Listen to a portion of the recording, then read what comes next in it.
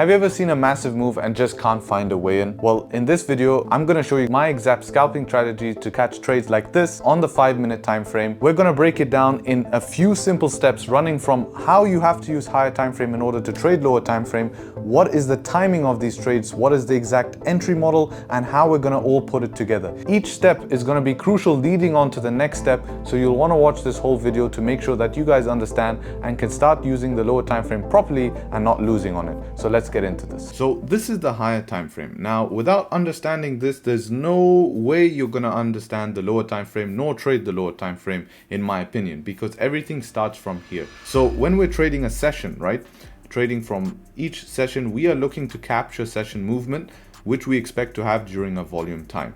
Now, in order to understand what direction the session is going to go or where it's going to go, that is where we have to use our higher time frame analysis, right? We have to break down the charts from a higher time frame. Take gold in this scenario here, and I'm going to show you how I break this down. We can see previous daily candle, and since it is going to be a new week, you need to start from the weekly. Previous weekly is closing bearish here. Concentrate on each individual candle itself here. Previous weekly is closing bearish, leaving a small rejection wick. When you move down to the daily time frame, we do see the daily candle also closing bearish, but very importantly, you have to mark your support and resistance, right? Because we need to know where we are on the higher time frame. I like to name these lines DS like this in order to make it very, very accurate. I have extra videos on my channel running in depth about this, which I can link on the pop-up banner about markups. So as we move down the time frames here, we understand previous daily closed bearish here. So we have weekly bearish, daily bearish. When we move on to 4 hour, we see 4 hour has closed bullish, opposite of what weekly and daily has done. So that is telling us, look, on higher time frame we are moving more down, but remember we closed at daily support here, so this is at a support zone, so that's why we're seeing a bounce.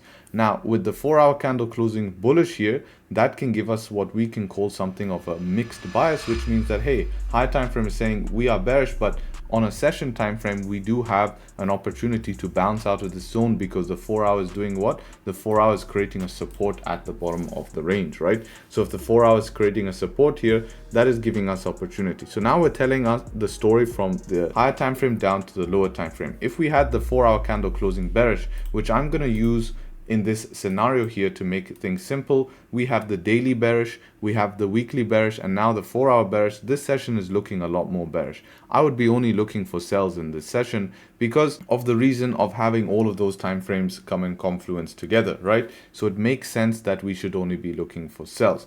Now when it actually comes to entering on these lower time frames here, we need to understand what's going on higher time frame. Where are we? Do we have room to move down? Because after this candle here, right, I need to understand very well that we're around daily support here, right? We're around daily support. Now I do have room to continue to here because there's no resistance or support till I reach this zone. As you can see, it's just clean candles down. So I have a clear idea that says, hey, price can reach towards these lower zones here. I can reach down here. And when we start to go down the time frame, we start to explore and say, hey, there's a 1 hour here. There's a 30-minute maybe there as well. Otherwise, we are clean here.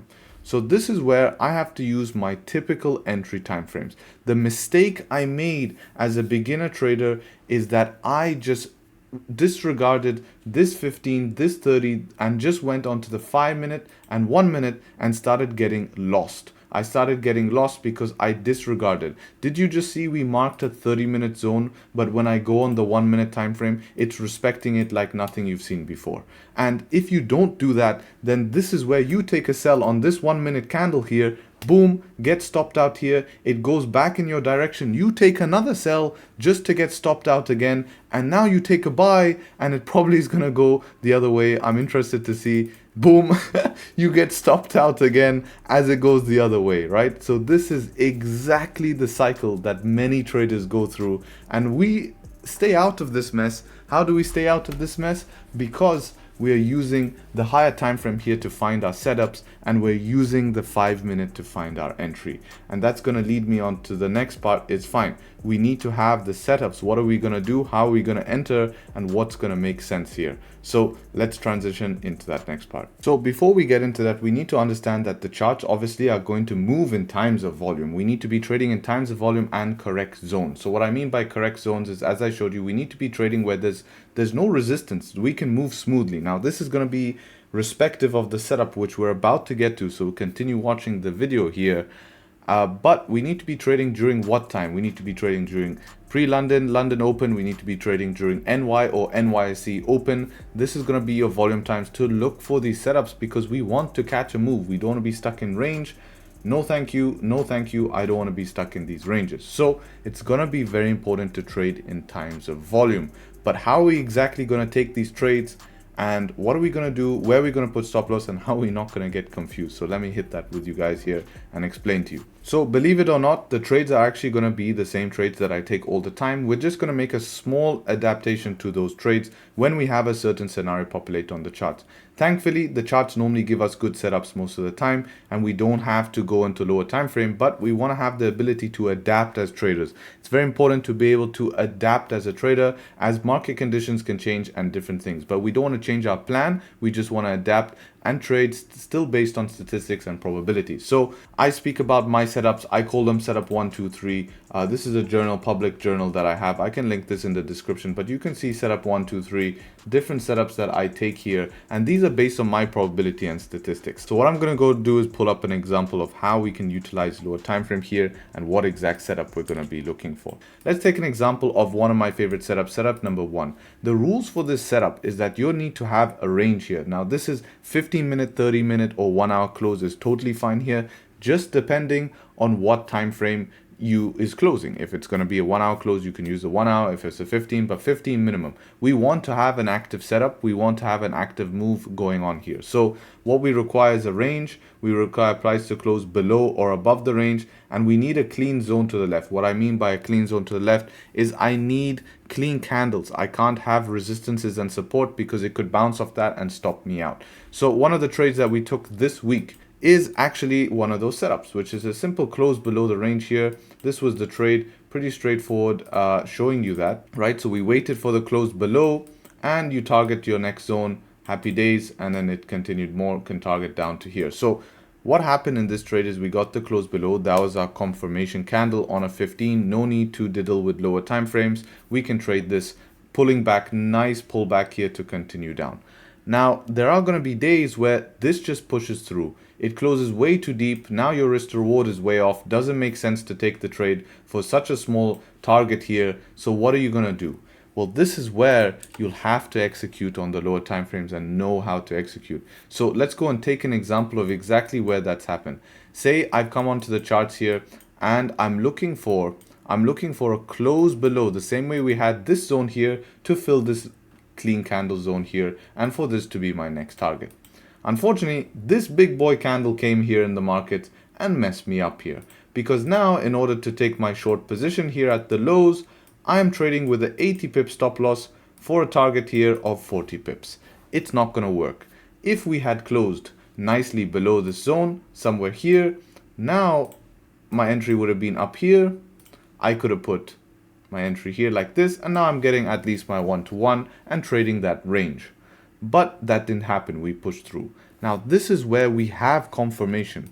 We have confirmation of what? We have confirmation of price closing below the range. So we have that confirmation, it just closed too deep. So this is where we can utilize and jump down saying, I'm not changing my plan. I'm not going away from the 30-minute. I'm not going away from the 15. I'm not going away from the 1 hour. All I'm doing is I'm having that confirmation, either a 30-minute, 1 hour, or 15-minute close. I have my daily analysis, but now let me dive onto a time frame lower and let me go ahead and inspect. Can I get into a pullback here, or can I get into a pullback to allow me to enter this trade the same way that I would have entered on the 15. So we drop to the 5 here and we say we need a pullback. This is close too deep. I need a better stop loss placement. What happens? Price pull starts to what? Boom, create rejection. You're FOMOing in here all the time here. FOMO, FOMO, FOMO into this trade now because you're like, shit, I'm missing out on 20 pips, 30 pips, but your stop loss was 80 pips. Wait. Price then pull back. By the time price pull back 5, 10, 15, we've got another 15 candle closing below, so it's even more confirmation. And this is a special one because this has two opportunities here, but I'm going to show you the most basic opportunity. Now we said, look, we've created a support here. We have a 30 closing below the range. We have the 15 closing below the range. If price wants to continue down, we can utilize 5-minute, right? And we can just take this 5-minute close here that closed below. Now we're getting in on 5-minute. We can put stop loss above here, right? We can target this next zone here. Use this as break even without needing to run that 80 pip stop loss. We can run now 40 pip stop loss above this candle here because we've had the retest. Once you start to get a little bit more advanced, you can even enter all the way up here, right? But this is going to be in a separate video. Let me know in the comments if you would like to see that separate video. And if you've made it this far to the video, might as well leave a like and subscribe. Join the fam. This is a great channel full of opportunity for you to learn. But let me know in the comments if you want to know. This is called setup 2. We can also do this on 5. Stop loss would be here though on that type of setup. But let's keep it basic for this video to start getting you guys used to when you can use 5, right? And then you're going to target something like this. Wait for your top wick on the next candle as it breaks the lows. Boom. Look at this top wick as well. Perfect retest to our next zone. This retested the zone before. This is simple price action here. Should be able to give you TP in 2 clean candles there. So 2 clean candles, 10 minutes, you've hit TP there and you get your 1-to-1. So that is how we can utilize 5-minute to enter. And you realize using 5-minute is just extra confirmation. We couldn't get into the first one, so we use the 5-minute as extra confirmation, create intraday structure for us to allow us to continue a higher time frame move that was our original plan. We don't actually change everything. We're just using 5-minute for extra confirmation. And this is part of my 5-minute gold trading strategy. Now, this doesn't only work on gold. This can be applied to indices. This can be applied to Forex, which I use it all the time, right? But I'm making this video specific to gold because gold is a high volume asset. If you want, I can talk about, you will notice if you're trading something like DAX, US 30, this is where you'll have to utilize more of these 5-minute setups to get into your moves because price is moving fast, right? Especially when we're at a zone, right? And we can go more into depth, but I don't want to make this video too long and confusing. I want to keep it clear cut for you guys here. So to wrap this all up, I want to show you a real life example, one that I actually took on stream. You're welcome to join our London live streams.